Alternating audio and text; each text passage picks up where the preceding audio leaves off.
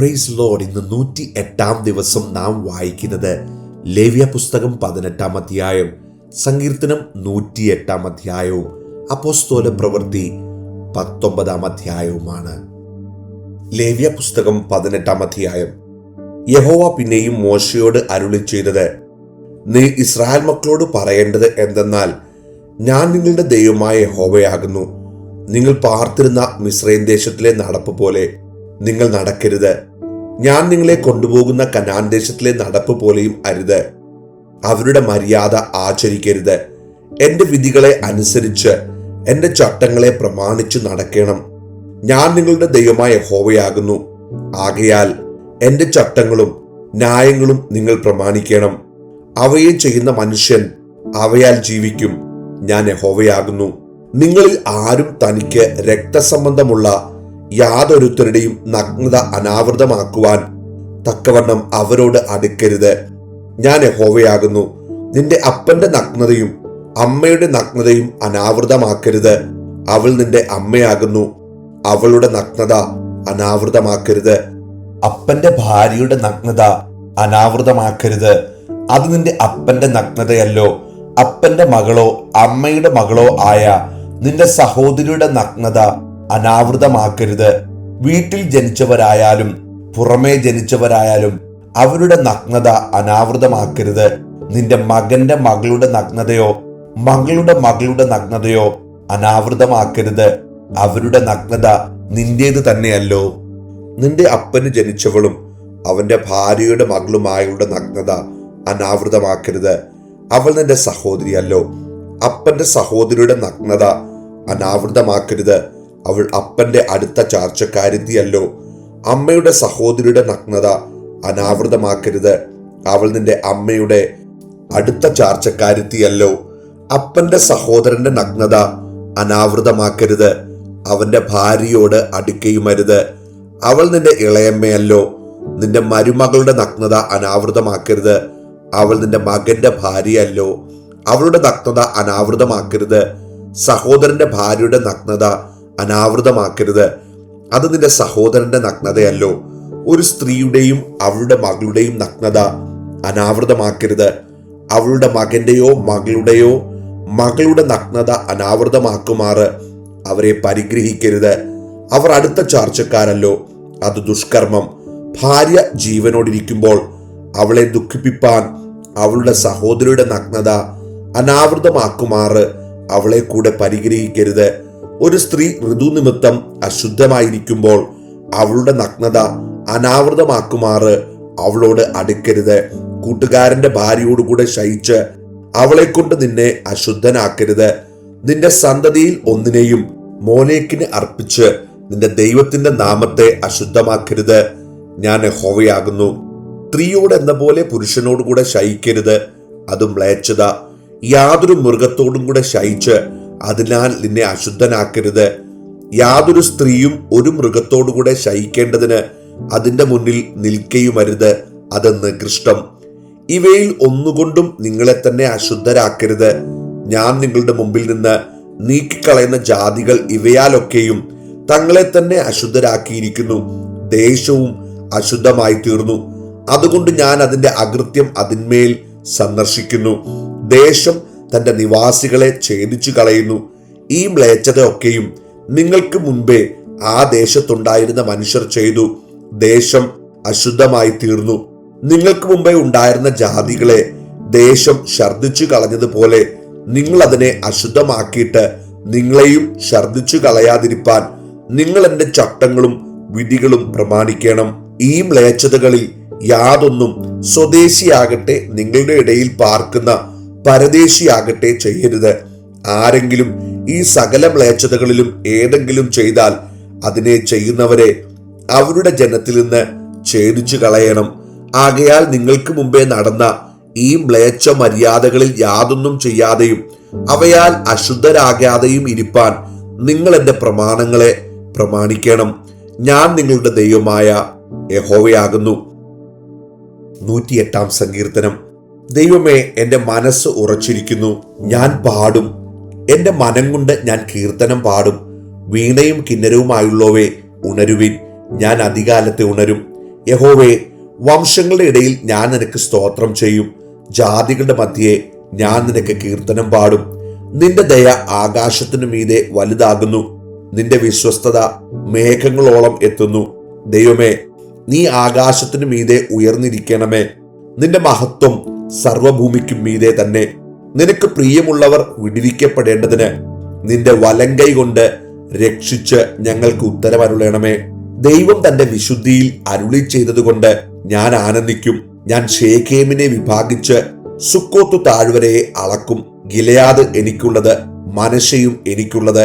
Ephraim എന്റെ തലക്കോരികയും യഹൂദ എന്റെ ചെങ്കോലുമാകുന്നു. മോവാബ് എനിക്ക് കഴുകുവാനുള്ള വട്ടക. ഏദോമിന്മേൽ ഞാൻ എന്റെ ചെരുപ്പെറിയും. ഫെലിസ്ത്യ ദേശത്തിന്മേൽ ഞാൻ ജയഘോഷം കൊള്ളും. ഉറപ്പുള്ള നഗരത്തിലേക്ക് എന്നെ ആർ കൊണ്ടുപോകും?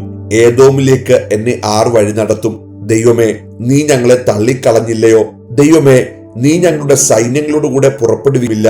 വൈരിയുടെ നേരെ ഞങ്ങൾക്ക് സഹായം ചെയ്യണമേ. മനുഷ്യന്റെ സഹായം വ്യർത്ഥമല്ലോ. ദൈവത്താൽ നാം വീര്യം പ്രവർത്തിക്കും. അവൻ തന്നെ നമ്മുടെ വൈരികളെ മെതിച്ചു കളയും. അപ്പോസ്തല പ്രവൃത്തി 19-ാം അധ്യായം. അപ്പൊല്ലോസ് കൊരിന്തിലിരിക്കുമ്പോൾ പൗലോസ് ഉൾപ്രദേശങ്ങളിൽ കൂടി സഞ്ചരിച്ച് എഫെസോസിലെത്തി ചില ശിഷ്യന്മാരെ കണ്ടു. നിങ്ങൾ വിശ്വസിച്ചിട്ട് പരിശുദ്ധാത്മാവിനെ പ്രാപിച്ചുവോ എന്ന് അവരോട് ചോദിച്ചതിന്, പരിശുദ്ധാത്മാവ് ഉണ്ടെന്ന് പോലും ഞങ്ങൾ കേട്ടിട്ടില്ല എന്ന് അവർ പറഞ്ഞു. എന്നാൽ ഏതായിരുന്നു നിങ്ങളുടെ സ്നാനമെന്ന് അവൻ അവരോട് ചോദിച്ചതിന്, യോഹന്നാന്റെ സ്നാനമെന്ന് അവർ പറഞ്ഞു. അതിന് പൗലോസ്, യോഹന്നാൻ മാനസാന്തര സ്നാനം അത്രേ കഴിപ്പിച്ച് തന്റെ പിന്നാലെ വരുന്നവനായ യേശുവിൽ വിശ്വസിക്കണമെന്ന് ജനത്തോട് പറഞ്ഞു എന്ന് പറഞ്ഞു. ഇത് കേട്ടാറെ അവർ കർത്താവായ യേശുവിന്റെ നാമത്തിൽ സ്നാനമേറ്റു. പൗലോസ് അവരുടെ മേൽ കൈവച്ചപ്പോൾ പരിശുദ്ധാത്മാവ് അവരുടെ മേൽ വന്നു. അവർ അന്യഭാഷകളിൽ സംസാരിക്കുകയും പ്രവചിക്കുകയും ചെയ്തു.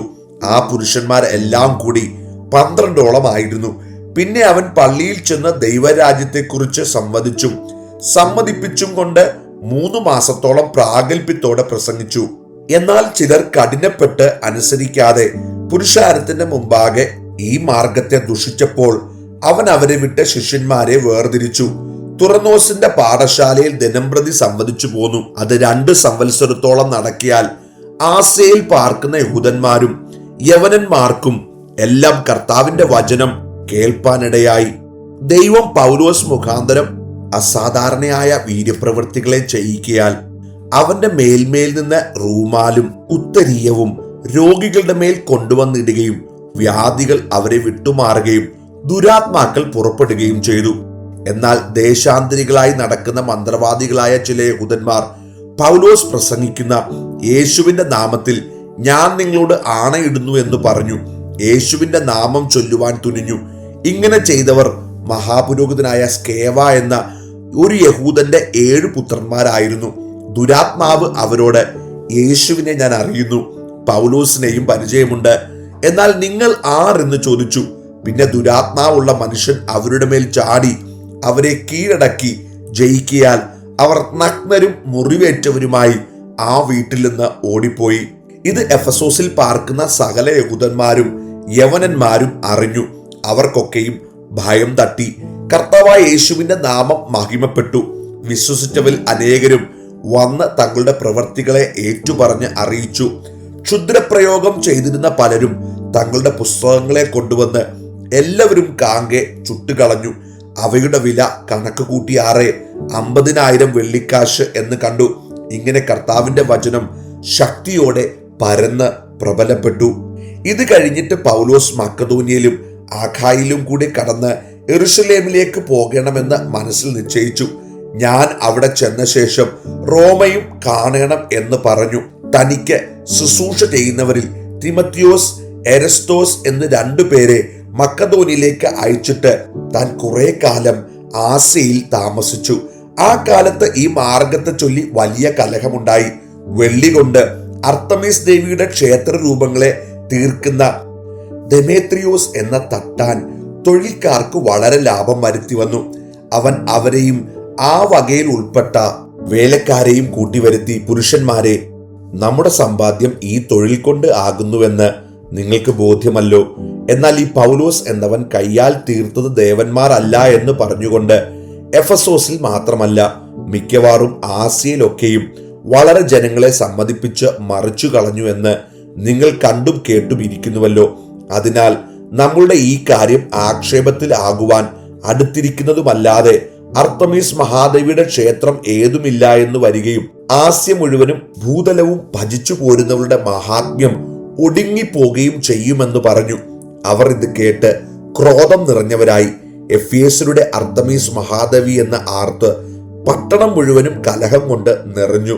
അവർ പൗലോസിന്റെ കൂട്ടിയാത്രക്കാരായ ഗായോസ്, അരിസ്തഹോസ് എന്ന മക്കദോന്യരെ പിടിച്ചുകൊണ്ട് രംഗസ്ഥലത്തേക്ക് ഒരുമനപ്പെട്ട് പാഞ്ഞു ചെന്നു. പൗലോസ് ജനസമൂഹത്തിൽ ചെല്ലുവാൻ ഭാവിച്ചാറെ ശിഷ്യന്മാർ അവനെ വിട്ടില്ല. ആസ്യാധിപന്മാരിൽ ചിലർ അവന്റെ സ്നേഹിതന്മാർ ആകയാൽ രംഗസ്ഥലത്ത് ചെന്നു പോകരുത് എന്ന് അവരും അവന്റെ അടുക്കൽ ആളയച്ച് അപേക്ഷിച്ചു. ജനസംഘം കലക്കത്തിലായി. മിക്കപേരും തങ്ങൾ വന്നുകൂടിയ സംഗതി എന്തെന്ന് അറിയാകയാൽ ചിലർ ഇങ്ങനെയും ചിലർ അങ്ങനെയും ആർത്തു. യഹൂദന്മാർ മുമ്പോട്ട് ഉന്തിക്കൊണ്ടുവന്ന അലക്സണ്ടറിനെ പുരുഷാരത്തിൽ ചിലർ സംസാരിപ്പാൻ ഉത്സാഹിപ്പിച്ചു. അലക്സണ്ടർ ആംഗ്യം കാട്ടി ജനസമൂഹത്തോട് പ്രതിവാദിപ്പാൻ ഭാവിച്ചു. എന്നാൽ അവൻ യഹൂദനെന്ന് അറിഞ്ഞപ്പോൾ എഫേസ്യരുടെ അർത്തമീസ് മഹാദേവി എന്ന് എല്ലാവരും കൂടി 2 മണി നേരത്തോളം ഏക ശബ്ദത്തോടെ ആർത്തുകൊണ്ടിരുന്നു. പിന്നെ പട്ടണമേനവൻ പുരുഷാരത്തെ അമർത്തി പറഞ്ഞത്, എഫേസ് പുരുഷന്മാരെ, എഫസോസ് പട്ടണം അർത്തമീസ് മഹാദേവിക്കും ദ്യോവിൽ നിന്ന് വീണ ബിംബത്തിനും ക്ഷേത്രപാലക എന്ന് അറിയാത്ത മനുഷ്യൻ ആർ? ഇത് എതിർമൊഴിയല്ലാത്തതാകയാൽ നിങ്ങൾ തിടുക്കമായി ഒന്നും ചെയ്യാതെ അടങ്ങി പാർക്കേണ്ടതാകുന്നു. ഈ പുരുഷന്മാരെ നിങ്ങൾ കൂട്ടിക്കൊണ്ടുവന്നുവല്ലോ. അവർ ക്ഷേത്രം കവർച്ച ചെയ്യുന്നവരല്ല, നമ്മുടെ ദേവിയെ ദുഷിക്കുന്നവരുമല്ല. എന്നാൽ ദെമേത്രിയോസിനും കൂടെയുള്ള തൊഴിൽക്കാർക്കും വല്ലവന്റെയും നേരെ ഒരു സംഗതി ഉണ്ടെങ്കിൽ വിസ്താര ദിവസങ്ങൾ വെച്ചിട്ടുണ്ട്, ദേശാധിപതികളുമുണ്ട്. തമ്മിൽ വ്യവഹരിക്കട്ടെ. വേറെ കാര്യം ചൊല്ലിയാകുന്നു വാദമെങ്കിൽ ധർമ്മസഭയിൽ തീർക്കാമല്ലോ. ഇന്നത്തെ കലഹത്തിന് കാരണമില്ലാകയാൽ അതുനിമിത്തം നമ്മുടെ പേരിൽ കുറ്റം ചുമത്തുവാൻ ഇടയുണ്ട് സ്പഷ്ടം. ഈ ആൾക്കൂട്ടത്തിന് ഉത്തരം പറവാൻ നമുക്ക് വക ഒന്നുമില്ലല്ലോ. ഇങ്ങനെ പറഞ്ഞ് അവൻ സഭയെ പിരിച്ചുവിട്ടു.